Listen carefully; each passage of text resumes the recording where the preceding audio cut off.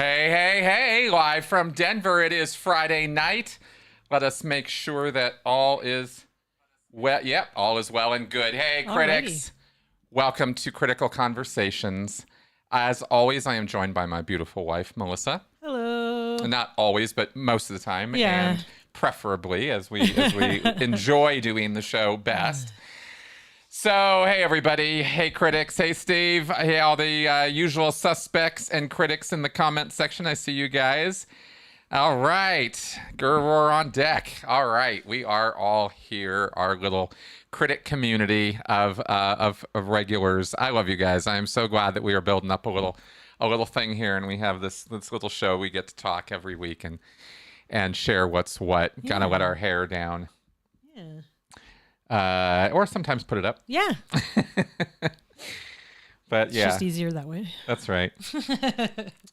And this week, these last 2 weeks, I've come in a little bit not totally like, okay, I got some script or some like thing I'm gonna I got some role, a soapbox I want to get on or whatever. Sometimes I can make a soapbox out of nothing. But sometimes but sometimes I don't know, whatever. I'm just winging it.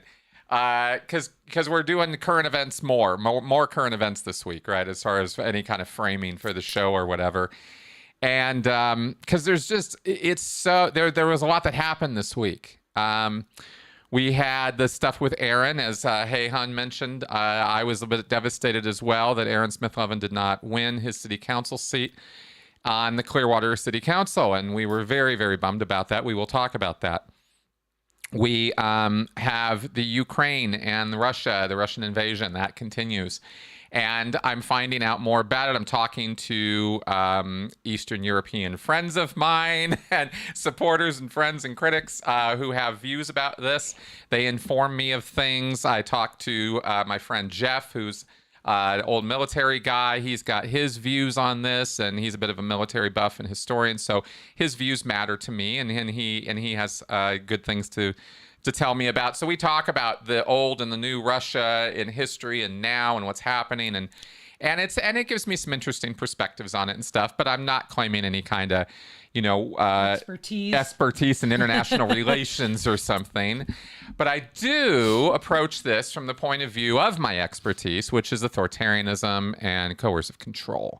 And that we're seeing no shortage of with the Russian expansionist plans and Vladimir Putin's kind of psychotic mess that he's created right now. So that from that point of view, I do feel I can add something intelligent to the conversation.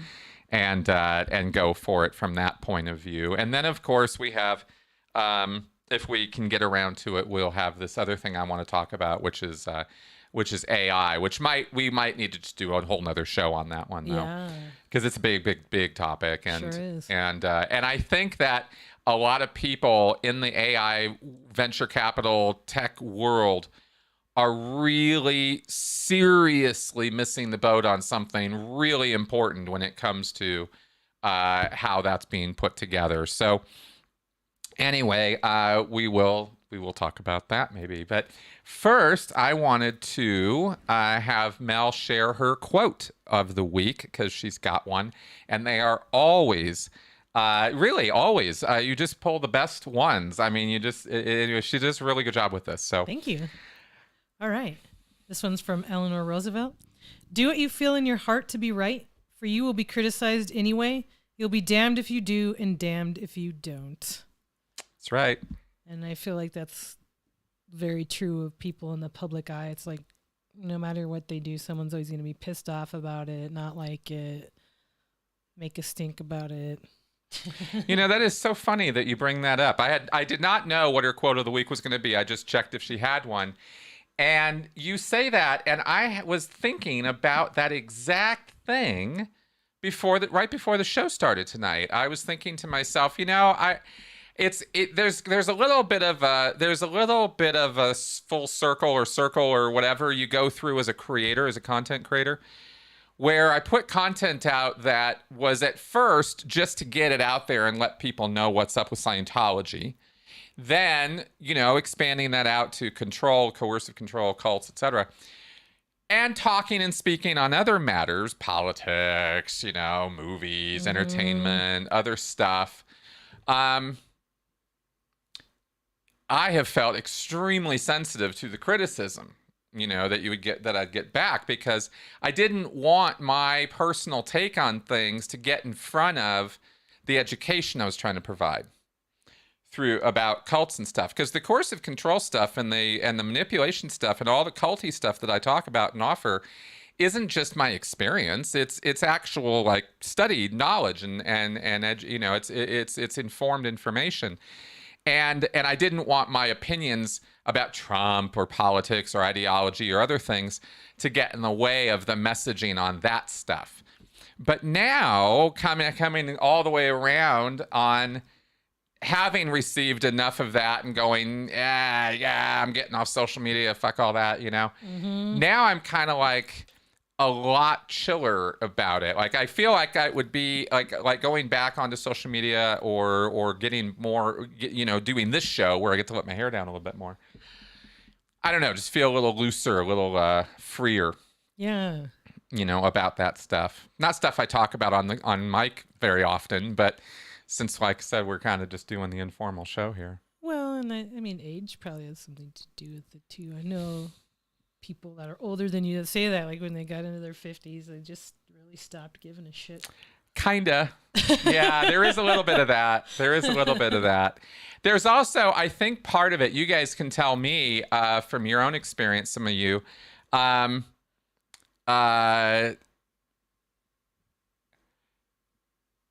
it seems like there's a point where you disconnect from the younger generation because you realize you can't keep up anymore. Mm-hmm.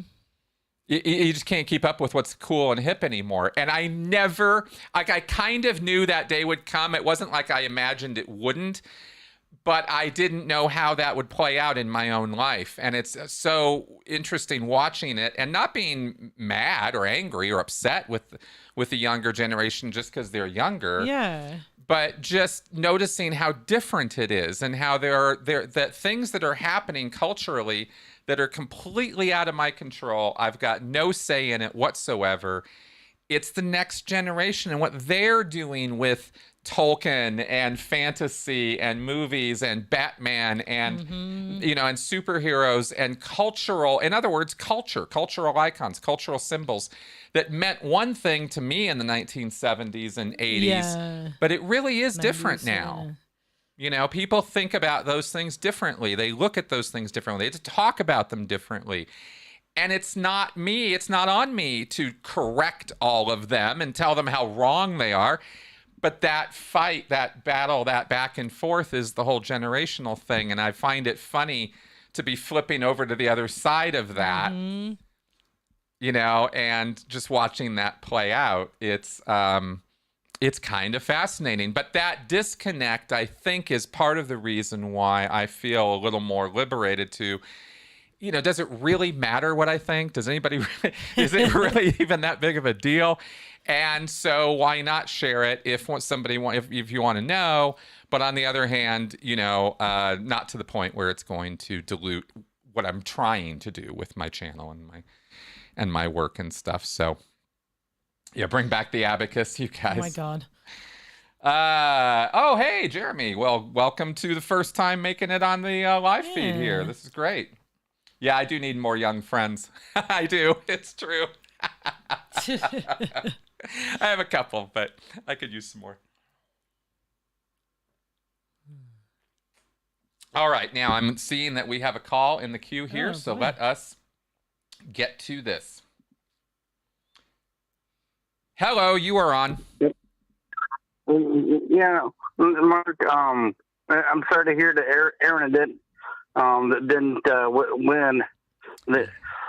Now there seems like there's only Mark Bunker there to help give things that ran in, and unfortunately, did the other lady win? She did. Yeah. Yes, she did. Did the other lady win? Yep. She did. Oh, can you turn down the background sound there? No, yeah, I just did. Thank you. Awesome. Yeah, we've got Yeah. we can definitely start talking about Aaron here. Thanks for calling about that. It sucks. He did lose, and it wasn't even like it was close. And there's different reasons why that might be. Certainly, Scientology is happy that this happened. I don't know how much behind the wheel they were on making it happen. Aaron kind of slipped on his own banana peels a little bit in this from some of what I've seen in the press and media about this election process and what happened. Did you, Mark, happen to see anything about that when you were looking into this? No. I was just on YouTube earlier today, looking them up, and I didn't see anything current. Yeah. Okay. And then when I just heard you mention something about it. Yeah. Okay. Hopefully when another seat opens up, he can hopefully run for it again. Well, that would certainly be my hope, is that he sort of does a little mea culpa with some of the bad press that he got, which he already started doing. And I think that what happened was there was a story, and apparently this was kind of important for Clearwater residents and for the Clearwater voters. This is a point. This might not be all there is to Aaron's loss, but there is this point that there was a story run in the Tampa Bay Times about some public intoxication and swearing at some people in a bar, and that the police came. I mean, that he did some stuff right in front of the police that was really not too cool. And he responded to this story coming out in a very responsible way, and I thought that his response was quite good, because he said, look, it was a mistake. I own it. I totally screwed up.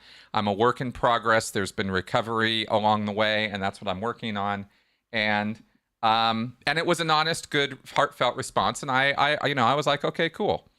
Oh, yeah, okay. So that's what I saw and heard about. And I heard that, and this incident that was reported on happened in September of last year. It wasn't ancient history. It was kind of fairly modern history. So it just didn't do well for his imaging or for his campaign. And I'm told that was a fairly significant reason why the Clearwater voters might have looked at him and went, maybe not. And that's what I've heard. Well, if I was clear, I still would have voted for him. Well, I obviously would have too, but some people have other things in mind. Mm-hmm. There's also more to be said about this, which I can do after the call, but I wanted to see, is there anything more you wanted to say about this? No. He it seemed like I've seen all those videos when he's campaigning. I've seen just about all those videos. Mm-hmm. On YouTube. I mean, he come across as pretty decent guy, pretty level-headed. Yeah, exactly. Yeah, I thought he ran a decent campaign as far as his campaign goes, and he certainly was out doing the work. He was knocking on doors. He didn't want to come on my podcast again. He just wanted to be out there knocking on doors, talking to the voters directly, and I thought that was very commendable on his part. He really did literally walk the walk and talk the talk. So it wasn't for lack of trying that he didn't win. That's for sure. Yeah, not too many people do that. Yeah, exactly. Exactly. All right. Well, thanks for calling in, Mark. Well, actually, I had something else to say. Oh, what you got? What you got for me? Well, a long time ago, I worked for this really, really nasty, disgusting cowboy who I called sewer mouth, because every time he opened it up, it's like his mouth hooked up to a sewer main. Just a very disgusting person, and yet his friends seem to be fairly decent human beings. For the life of me, I can't figure out why would a decent person want to befriend somebody so damn nasty. Yeah, that's a good question. I don't get it. It's like going to be best buddies with Hitler.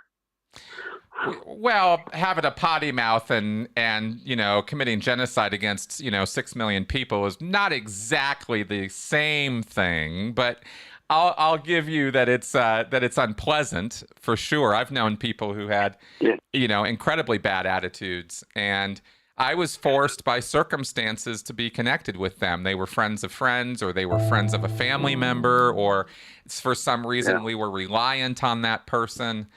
So, relationships are kind of funny that way. Yeah, things are just strange, I guess. Yeah, big time. Exactly. You never can tell with people, Okay. It's kind of funny. That's for sure. Yeah, it really is. All right. Well, anyway, thanks for calling in, man. Okay. All right. Yep. All right, bye. Bye-bye. Bye. All right. Cool. Cool. I like Mark. Some people don't, but I do. That's an interesting question. Before I get back to talking about Clearwater here, Gurur asks, is addiction common with ex-cult members? The word common there is what troubles me. I would not say that it's common. I would not say it's common, but I would say that it is a problem, and it's enough of a problem that I think it's maybe a few steps below common, but above average, maybe. I'd have to look into the literature to really definitively answer that, and I think it's an important question, so that's why I'm hedging. I remember watching, what was it called? The Lost Boys or something like that. Anyway, it was about the boys that were escaping or getting kicked out of the Mormon community in the early 2000s. Mm-hmm. And a lot of them turned to drugs and alcohol as soon as they got out because they didn't know how to survive in the regular world, Yeah, no, it's true. Yeah. It's true. Amongst the young people who come out, this also applies to those who go out from the Amish community on Ramspringa. They they will routinely get into drugs or alcohol. This is from people I've known who have been working with them and sort of helping rescue or assist them during that time to prevent that kind of thing from happening, or if it does, to sort of salvage them from that. So it's common enough, but that word is just, to me, that means like it's the majority of the time, and I don't think that's the case. I don't think of it that way. Okay, I am not at all sure what these things about Greta are, but let's please not trash Greta in my comment section, I guess. I don't know. Are we talking about Greta Thunberg here? Yeah. Yeah, not really appreciating the adult diapers comment there. I don't think that Greta is a waste of oxygen, Robert. You can disagree with her stance on things, but she is a very live human being who does deserve some degree of respect, I think. Even if her viewpoint is not one you agree with, I don't think she's a complete waste of oxygen. As opposed to, say, somebody I would describe that way, like a Rush Limbaugh or a Tucker Carlson. So obviously I'm throwing my opinion around here as well. But getting back to, she says I can't disagree. Well, that's not too cool. Getting back to Aaron, though, I want to finish a couple thoughts on this since we're taking it up this week and this is a current event kind of thing. Excuse me. Some other things on the Aaron thing were some establishment stuff that he was bringing up in his videos during the campaign. It was coming up that the mayor and a couple of a guy named Hoyt, one of the city council members, and a couple other people in the city council and in the city establishment who have been there for a very long time.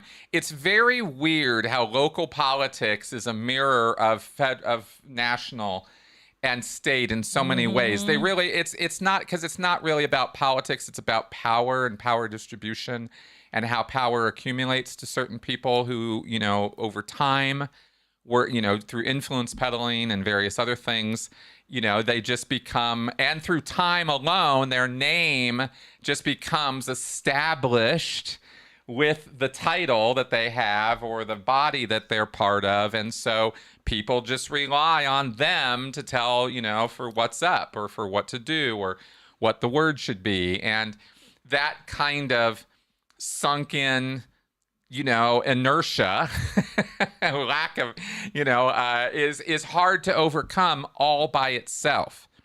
This is why incumbents always have the advantage when during any voting, unless they've really screwed the pooch. The incumbent has it easier. They don't have to the devil you know, right? Yeah, they don't have to spend as much. They have more name recognition. They have laurels that they will lean back upon or rest upon, right? And promote during campaign season. I did this and this and this. My opponent doesn't even know what he's talking about, doesn't even know what he's doing. I've been here, he hasn't. All that kind of stuff. So, yeah, for sure, Kevin. Yeah, for sure. I agree with your comment there about the drug stuff. Okay. Oh boy, that's a tough question, Gurur. Okay, now, Jeremy, do you think Scientology may have done some things to throw the election the way they wanted it to go? I wouldn't pass them election integrity. Okay, I do not believe that Scientology has any power in Clearwater to mess with the levers and machinations of the election process itself. Let's kill that idea right away, that there was some problem with the integrity of the election as far as the actual mechanics and logistics of it goes. Scientology doesn't have that kind of pull in Clearwater. I'll just write that off as just too incredulous. However, do they engage in influence peddling? Yes, they do, to a degree. And I think in this case, Aaron has shown or tried to show that their influence isn't really that great, and the experiment kind of failed, right? It kind of bombed. So somebody is happier, a whole bunch of people are happier endorsing the pro-Scientology candidate as she was positioned during the election. Aaron's opponent, the woman who won, Lena something, I think her name was. So, you know, they wanted her. The mayor endorsed her. This guy Hoyt endorsed her. I think the police force endorsed her. I mean, there was the establishment said, we want her. And if you're in Clearwater, and these are the people you listen to or the people you take guidance from as to who you should be voting for when they give these endorsements, that's where the votes go. So that's just regular voting influence propaganda stuff. That's just how it works. That's what's kind of lightweight levels of how it works. We don't have any evidence of, and I wouldn't put it past Scientology to engage in backstage shenanigans by any means. I got no reason to think that they wouldn't do that, but we don't have any evidence here in front of us at all that they have, or that they even needed to, because of, you know, the factors of the election and all of that. So.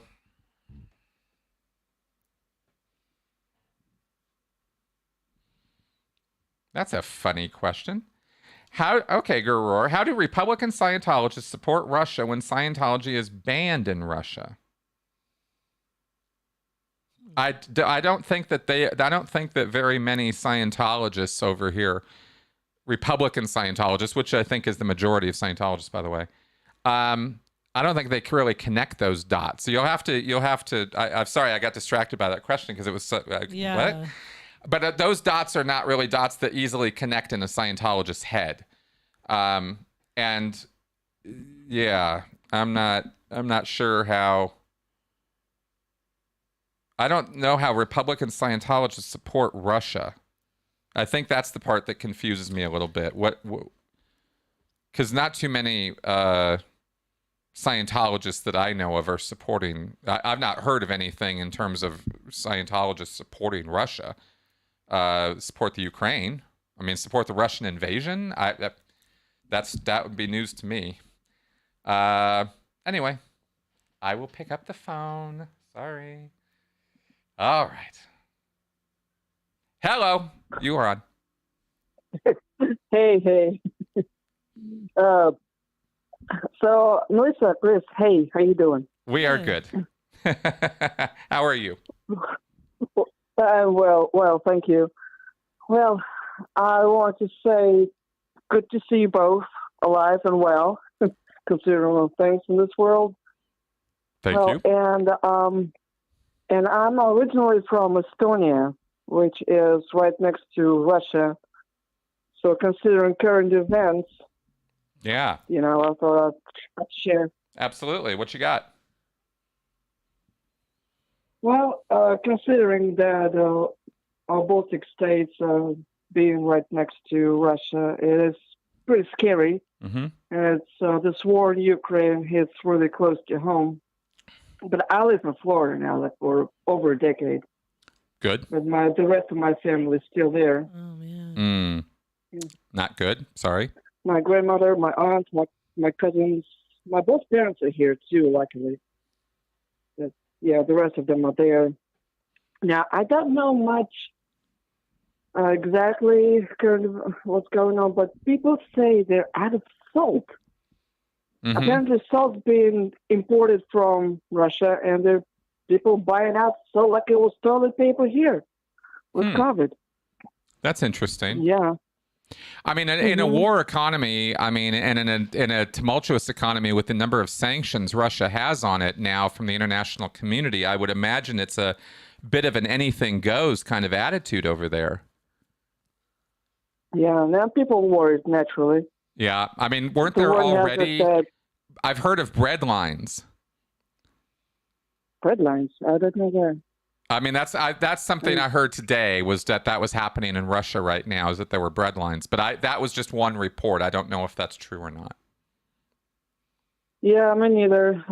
Considering that I've lived in the United States so long, I just watch American news so far. But what I hear is from when I call my grandmother and the rest of the family when I talk to them.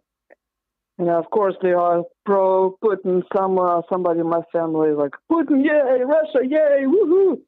But like the other half, like, really? How can you be for Putin? Yeah. But, they watch the Russian propaganda. They only watch Russian news and all the propaganda there. Because news always say what, government wants them to say. Right. Basically. It has honestly surprised me, and it shouldn't have, but it kind of did. I'm being honest here.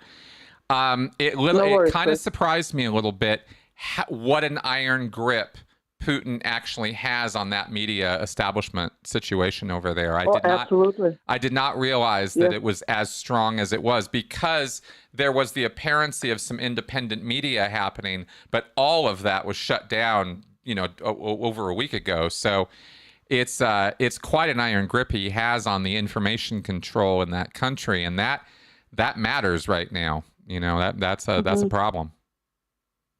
To be honest with you, I always thought that Russia stayed after breakup with the Soviet Union breakup. Russia stayed just the way it was. Sure, yeah, they got a few liberties, they got American food and other luxury things like foreign things. But when it comes to like media and mass media, whatever, it's still there. Yeah. Well, the mentality, the people's mentality, still there. Yeah, exactly. Well, it's also a very, it's also, somebody's mentioning in the comments that they don't know that the sanctions are going to do a whole lot to throw the Russian people off. And I will say that I've been told by more than a couple people that, and you tell me what you think, that the Russians are very hardy people. Like they're willing to sink in and and just kind of deal with it and bear it, rather than say rise up and do something about it. Yeah, that is true too. And the Russian people have been through a lot over a century so far. It's been before Soviet Union, now. It's just in the spirit. And even though I speak fluent Russian also because I was born in Soviet Union, but I do consider myself an Estonian. Yeah. And I'm so proud of this tiny country. A few days ago, they did like a charity concert. All the big singers and gathered, and they sent a lot of help for Ukraine, and they do host refugees as well. Good. Well, there's a lot of help needed over there right now. It's literally a war zone. Ambulances, medical, that kind of stuff. Yeah, it's crazy. It's really crazy what's going on over there right now. Okay. Did you have some other points you wanted to sorry, mention on this? lastly, yeah, the word has it that Putin wants how the Russia used to be, the empire. Right. He wants the empire back. Yeah. Like, what it used to be. So it kind of scares me if he'll want the Baltic states too. Unless somebody puts him down like a rabid dog. Yeah. What do you think about the idea that this is some kind of last grasp for Stalin-esque Russia, that this is Putin's last, grasp at that before he might, before he's thinking he might be taken out or taken down? Mm-hmm. Do you agree with that concept? Or I do. That sort of makes sense, really. Yeah, he's one of the richest people out there. Maybe just he wants to grab as much as possible while he can. Yeah, true that. I don't see why not. Oh, yeah, somebody in Ukraine, my mother knows, they say that in one of the cities there that they have like labs, some sort of laboratories. It's also a rumor again. It's not it's going to be rumors are a dime a dozen right now on that stuff. I try to take all of it with a grain of salt. As far as you have to do that, and whatever Putin says, again, fact check it. Absolutely. Yeah, exactly. He says one thing, does the other. Bombing. Putin's definitely not somebody I'm taking at his word right now when he's talking about neo-Nazis and that kind of thing. Gets a little silly. And bombing children's home and whatever they give birth to, the women's places. It's just low. That's lowest of the low. Yeah. Children, dying children, and pregnant women.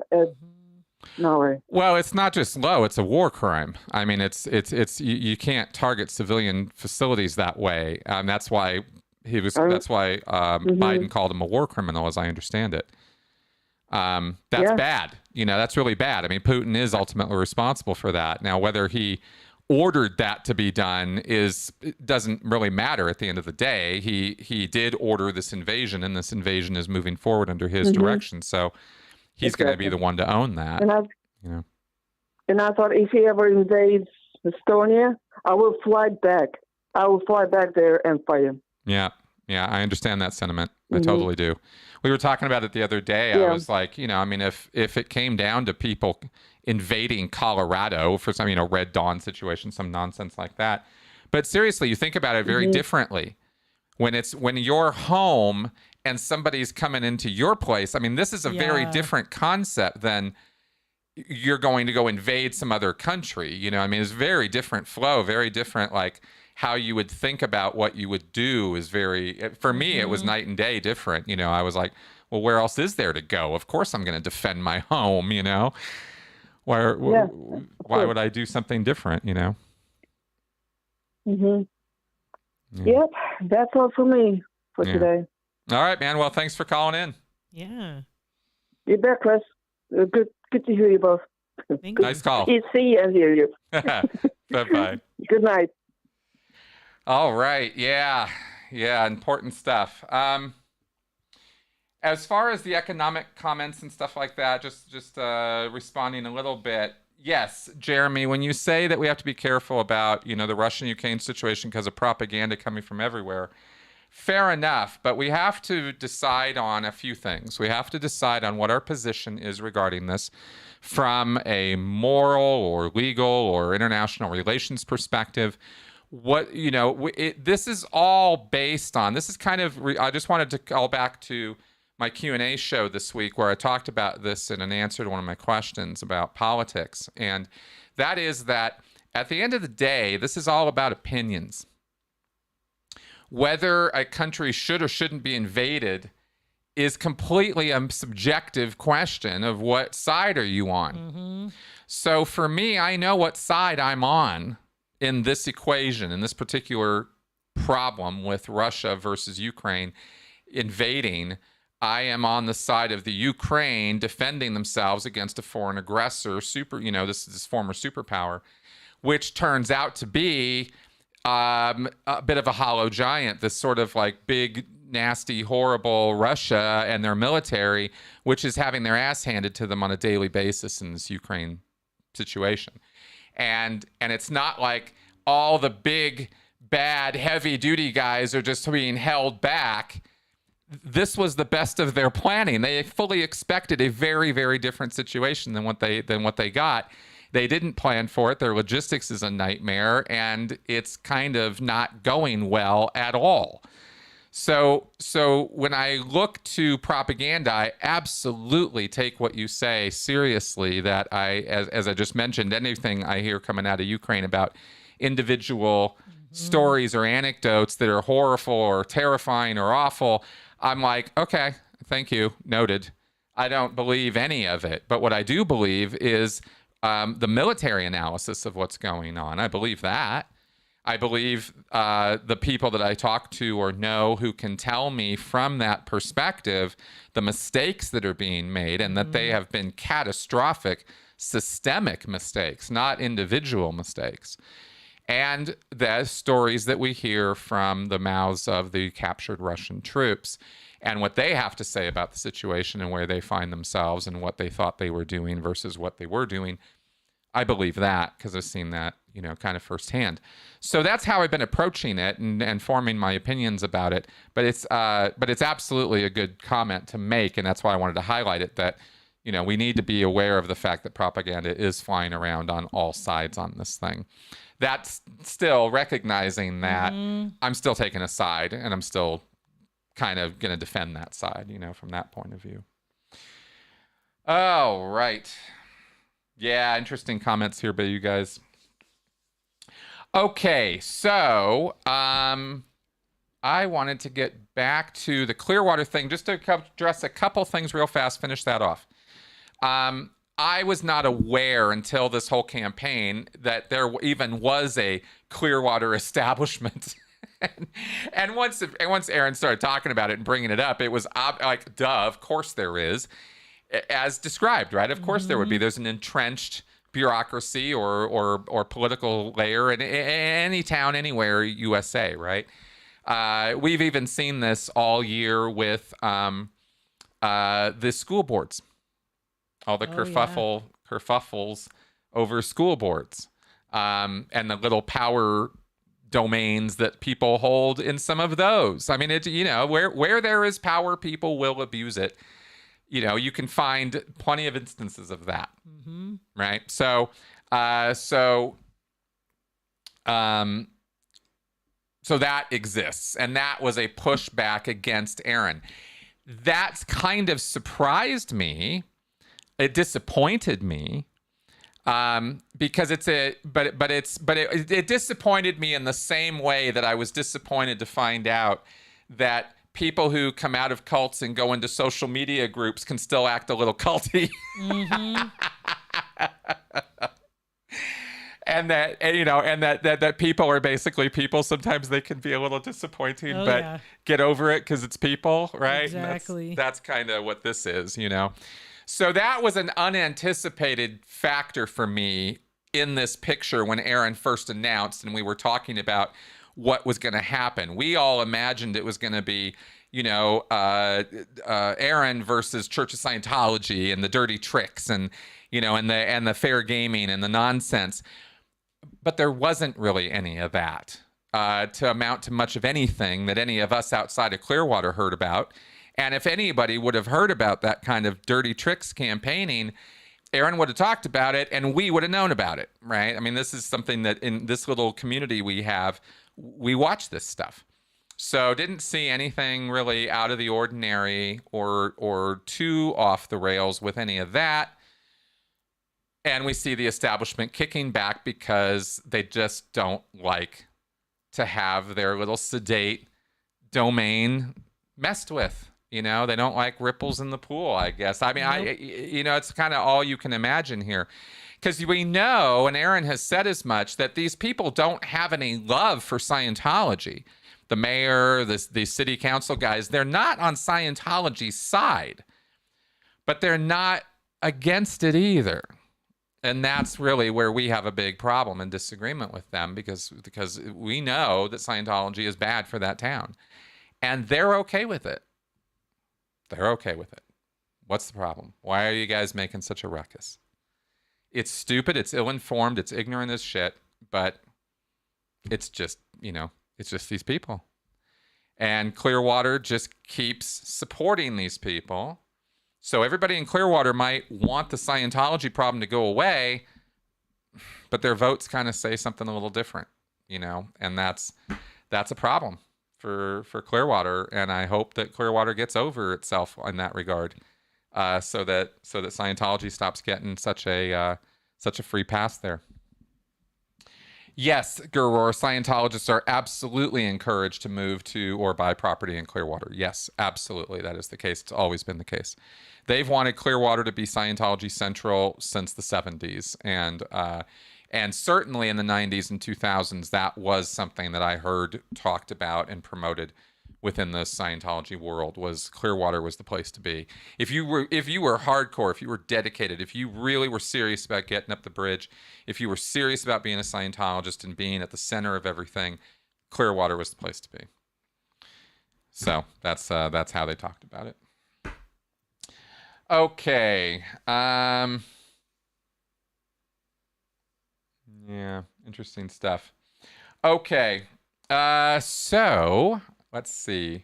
Oh, that's great. Shows progressing right along here. All right, now we don't have any calls in the queue, so I will say if you guys want to call in and talk to us, it's 984-214-4154. This is the time of the week where you get to talk to both of us, not just me, directly, and have your day on the mic. Yeah. So call in if you would like.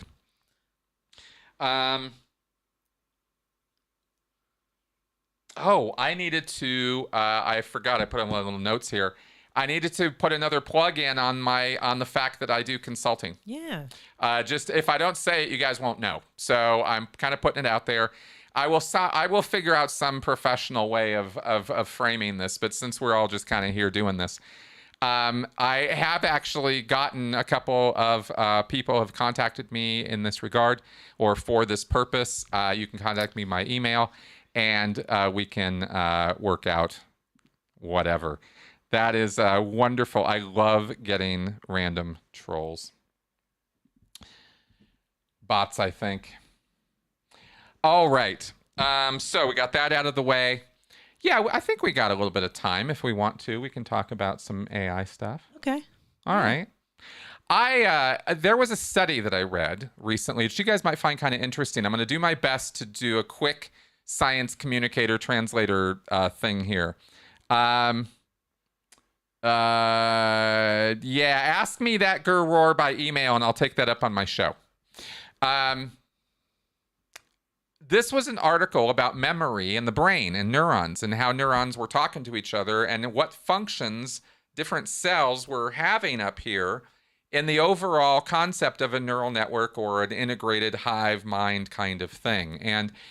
And it was fascinating, and it goes along the line of what you might think it would look like or should look like because it's life, and that is every cell is independent. Every cell is able to understand its place in the bigger picture, though. But it has enough independence that if something breaks down over here, some of these cells can repurpose to get the function done anyway, or to get the overall function of the network accomplished. Now, each individual cell does not know by itself what the whole thing's doing, but it knows enough or is capable of receiving new directions that set it in a new path if as needed to accomplish the overall function. And that's the interesting part to me. That's the part that I go, ooh, that's fascinating. Because that is the very definition or concept of that plasticity, that change that you can put into a system like this so that it can adapt to new circumstances that were previously unpredicted for and still respond on purpose, on its mission, and still accomplish what it needs to accomplish. Whether those cells are trying to make an eye or form a memory or make a bone or send, a nerve transmission across the body or whatever it is that is the task of the moment for that collection of cells. And they kind of broke this down and talked about this in a very interesting way. And I thought that was absolutely fascinating because it tells you the ideal way, I think, to organize corporations, to organize bodies of people together, Okay. to empower them with enough individuality for individual initiative to get the job done, no matter how they need to get it done, but also to be malleable and changeable to existing circumstances, unpredicted circumstances, so that the master plan is still being accomplished. Right. It's all about the master plan. Everything's contributing to the master plan, even if they don't know what the master plan necessarily is. But somehow, here's the magic of this little whole description of all this memory thing, that in the study I was reading, is that somehow they do know what the master plan is. Somehow they are able to change in the moment on this stuff. And I just found that absolutely fascinating because as far as I know, no one is writing code to do anything like that when it comes to AI. Okay. Right? Like at all.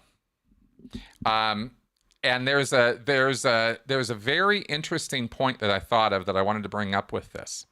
And it's not just coding as an issue, it's the concept. And that concept is that we, organic organisms, right, biological organisms, and this thing, the brain or the nervous system, is able to adapt quickly to unpredicted circumstances and still accomplish purpose, right? Still get the job done. That is a quality of life. That's a quality of living predictive matter, right? And that's not a property of any AI system I've read about, heard about, or seen anything about, right? Is because AI doesn't have to survive. There's a fundamental difference between what AI is doing and what we're doing, which is everything we do is in the service of keeping us going, of keeping us alive. AI can't help but survive because it's in a computer system or platform that is being fed and serviced and all of that. Survival's not its concern, in other words. It's not even programmically or whatever. Right. It's just not there. So there's this thing called necessity.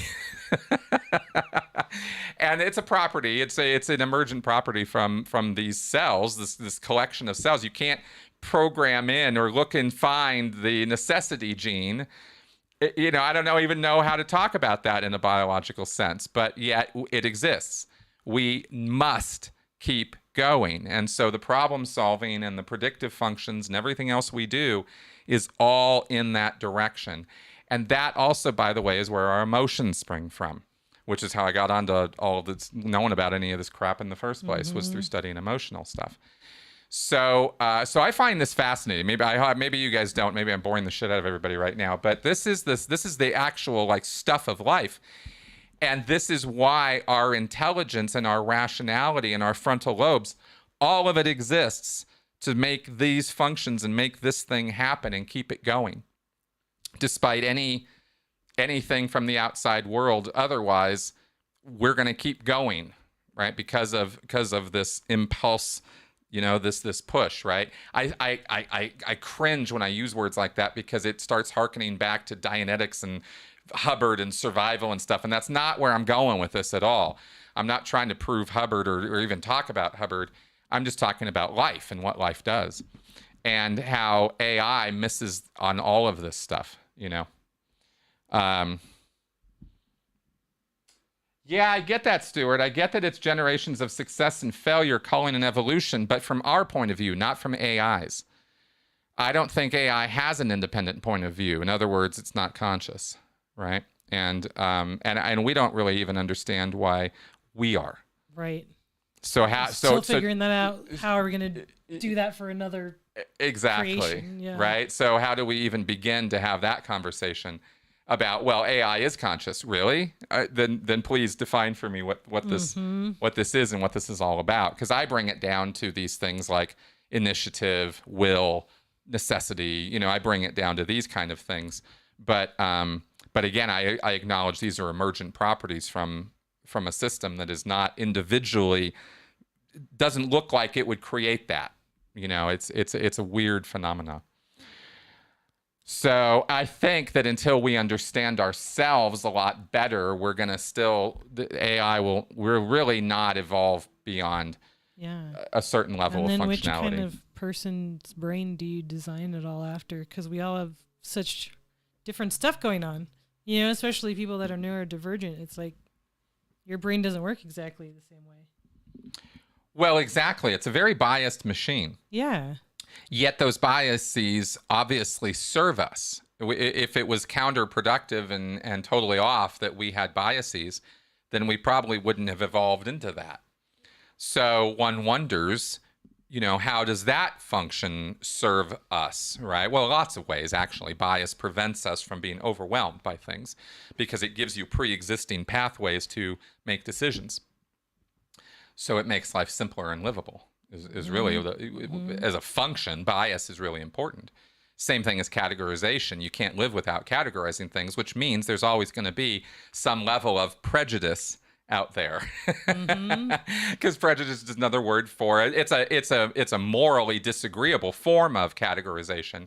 And admittedly, we can do something about that, but we're not going to do something about the fact that we categorize people. Right. Or things, right? We just do. It's just the way our mind works. Exactly. So, all right. Oh my God, I would love to do that, Robert. Yes, that's a great idea. Thank you for that comment. In fact, if you would email me that comment, so I will absolutely positively not forget that. That is a very good idea. Doing a reading from Revolt in the Stars and A History of Man.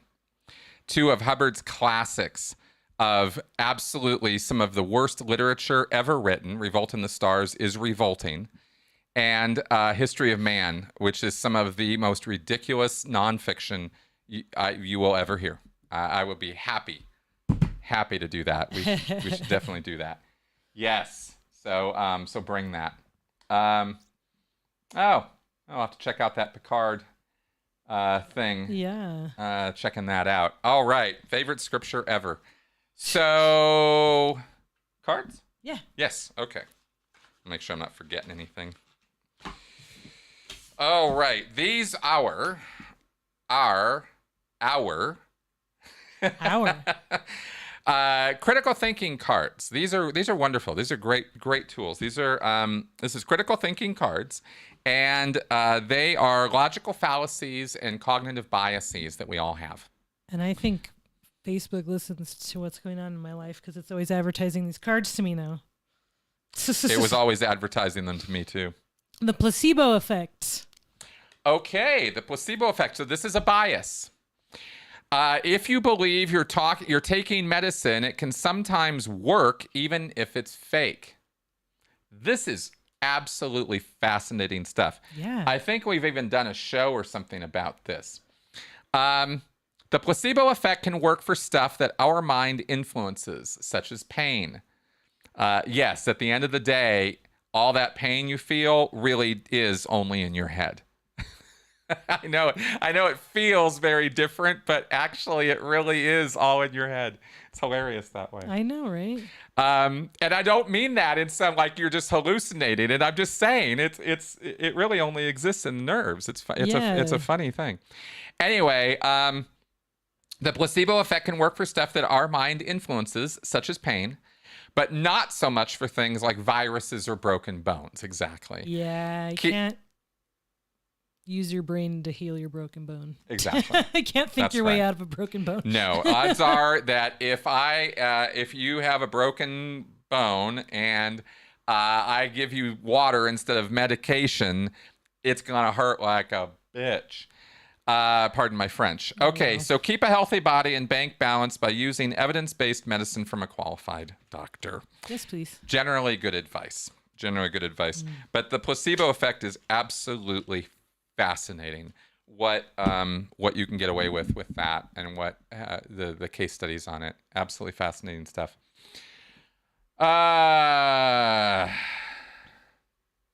Yes, exactly.